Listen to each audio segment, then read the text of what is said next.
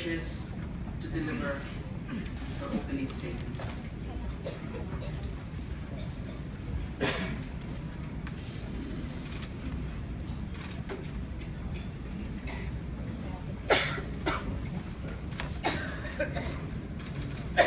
Can we have the visuals ready, please?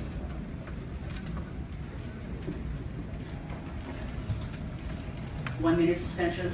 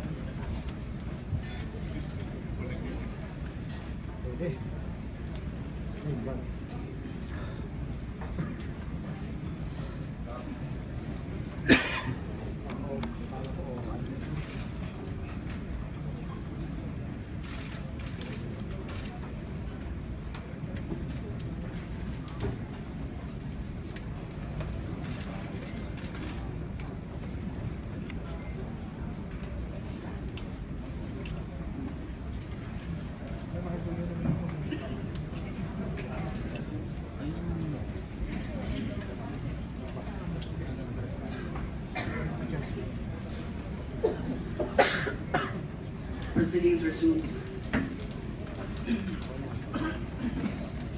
Magandang umaga po sa lahat.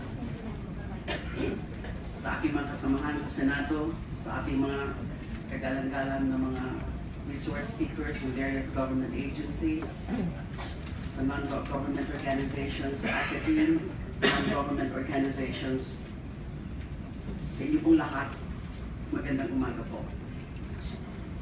Noong 2 ng Agosto, sa akin pong privilege speech dito sa Senado, inilahat natin ang nakakaalamang usapin ng laganap at karumal-dumal na mga batayan sa ating bayan. Hindi lang ito naging laman ng balita sa ating bansa.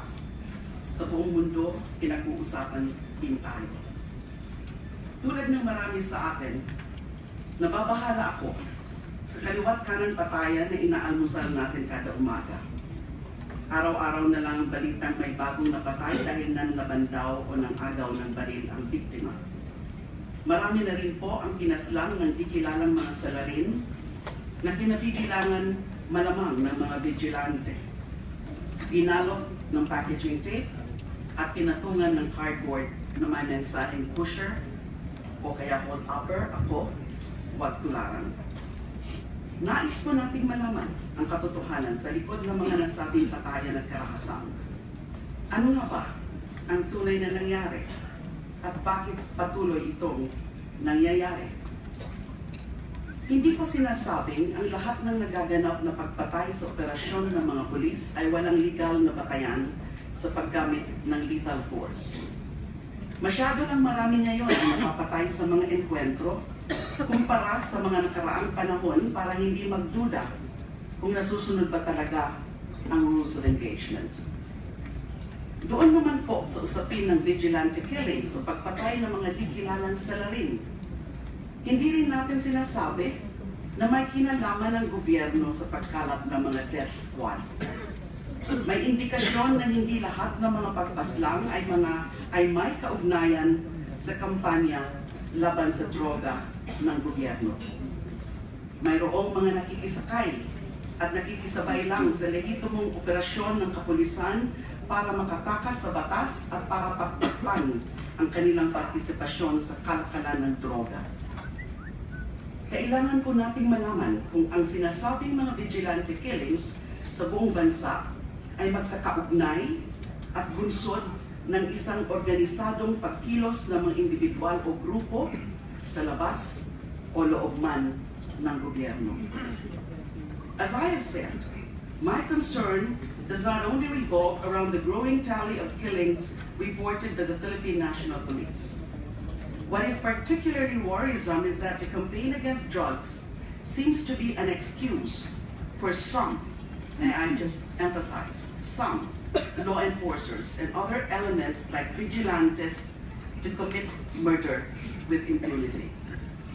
Last August 18, Police Director General Ronald De La Rosa reported to the Senate Committee on Public Order and Illegal Drugs that there are 665 drug suspects killed in police operations from July 1 to August 15.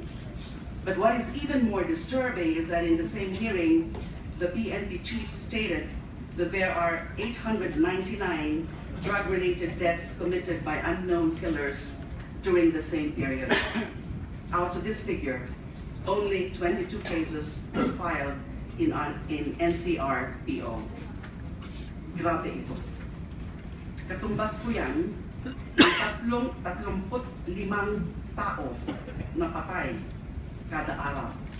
35 persons being killed. Certain media outlets report different figures. The ABS-CBN Research and Investigative Group cites that there are 1,127 alleged drug offenders killed from May 10 to August 19.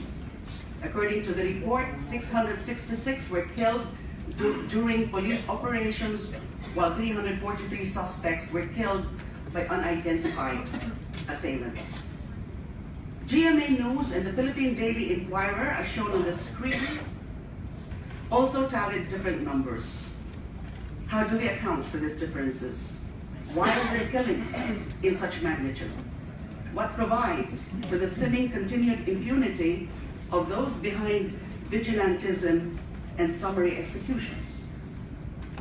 Bukod pa sa mga tanong na ito, mahalaga pong malaman sino ang mga biktima, sino ang mga pumapatay, saan ito nangyayari, may investigasyon ba o kasong sinasampa o isinasampa pagkatapos ng insidente, aling ahensya o mga ahensya ang nag-iimbestiga, saan po ba hahantong ang kampanyang ito? These are the questions that disturb me, both in my capacity as senator and as a Filipino. These are the same questions that the Filipino people would like to have answered. There is no indication that the statistics on killings of alleged drug suspects will go down anytime soon. How many people need to die before we act to correct this alarming situation? Buhay po ng tao ang pinag-uusapan dito, hindi lang basta numero. Sa bawat natagpuang bangkay sa kalsada, may nawalan ng kapatid, magulang at asawa, may naulilang pamilya, may gumuhong kinabukasan at pag-asa.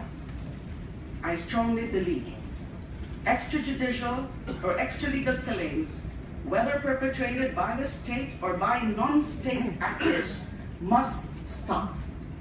Blatant disregard for human life has to stop. It is for these reasons that we hold the Senate inquiry in aid of legislation to address the rampant summary executions of alleged drug suspects. We have invited witnesses, families, and relatives of the victims who will be allowed to share under oath their stories and accounts of the alleged killings. Their corresponding testimonies are supported by their respective affidavits, which will be forwarded to the proper agencies for investigation and for prosecution. Mayroon po tayong 12 saksi sa 8 kaso ng pagpatay na may 11 mga biktima. 12 witnesses in 8 cases involving 11 victims. Malinaw po na ang mga kasong ito ay maliit na bahagi lamang ng mahigit 1,000 insidente ng pagpatay sa operasyon ng mga polis o ng mga hindi kilalang salarin. Sa pamamagitan nila, nais natin na malaman ang kwento sa likod ng mga insidente ng pagpatay. Hindi po natin layunin na imbestigahan ang lahat ng kaso ng pagpatay. Hindi po natin kayang gawin yan.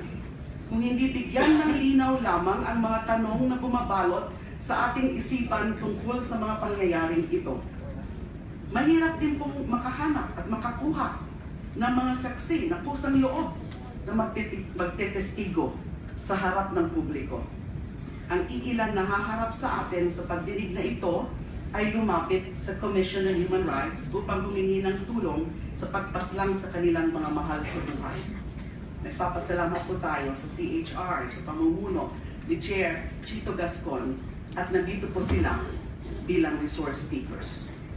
We also invited the leadership of the PNP, headed by Director General De La Rosa, to serve as resource speakers, as well as members of the academe, various non-government organizations, and media networks. Let this be clear. The Senate is not a court of law or a quasi-judicial body. The Senate investigation is in aid of legislation, where the technical rules of evidence are not strictly applied. Our focus here is on the criminal acts to be addressed, not on the prosecution of the alleged perpetrators. The following are our objectives. Number one, to determine or check on the abuses committed by law enforcers conducting operations in pursuit of those who are allegedly involved in the illegal drug trade. Two, to reinforce our legal regime to address the phenomenon of vigilantism and summary killings. Three, to enhance legal mechanisms of accountability of state and non-state actors. Four, to strengthen the roles and responsibilities of relevant government agencies, especially the Commission on Human Rights, the Internal Affairs Service of the PNP, the Ombudsman, and the National Bureau of Investigation that are mandated to investigate cases of extrajudicial killings and summary executions that are perpetrated and or tolerated by public officers. And five, to institute legislative measures to ensure that fundamental rights, especially the right to life, are respected by authorities. This five-fold agenda of the proposed Senate Resolution number 9 can be subsumed under a general goal of improving our system of laws in connection with the prevention and investigation of extrajudicial killings and summary executions and those that relate to the mechanisms of accountability for those involved in these abhorrent activities. What accounts for the weakness in the legal system? What is the explanation for the reality versus law gap in the prevention and investigation of this type of killings? What provides for the seeming continued impunity of those behind vigilantism and summary executions? Are our laws sufficient to address these problems? Do we have those laws? Or are our current set of laws being implemented properly to deal with such phenomenon? These are the bottom line questions in the view of the chair in this inquiry. Sa investigasyong ito, sisikapin nating malaman, sapat ba ang umiiral na batas para tugunan ang patuloy na tumataas na bilang ng extrajudicial killings sa bansa? Kung sapat ang ating mga batas, maayos ba itong ipinapatupad para masigurong hindi ito inaabuso ng ilang tiwaling grupo o personalidad? Linawin ko lang po, hindi layunin ng investigasyong ito na pigilin o pahinain ang kampanya laban sa droga ng kasalukuyang administrasyon. Nais pa po natin itong palakasin habang sinisigurong walang batas na nilalabag, walang karapatang niyuyurakan, at walang buhay na nilalapastangan. Gusto din natin patibayin pa ang kakayahan ng ating mga kapulisan sa paglaban sa droga, sa pamamagitan ng mga panukalang batas upang gabayan sila sa tamang pagtupad ng tungkulin. Hinihikayat ko po ang lahat na subaybayan ng mga pagdinig na ito ng Senado. Samahan ninyo po kaming suriin, imbestigahan at tukuyin ang katotohanan tungo sa mas mapayapa, mas makatarungan at makataong lipunan. Maraming salamat po. At this point, with the permission of my colleagues, the Chair now lays down the following House rules for this inquiry.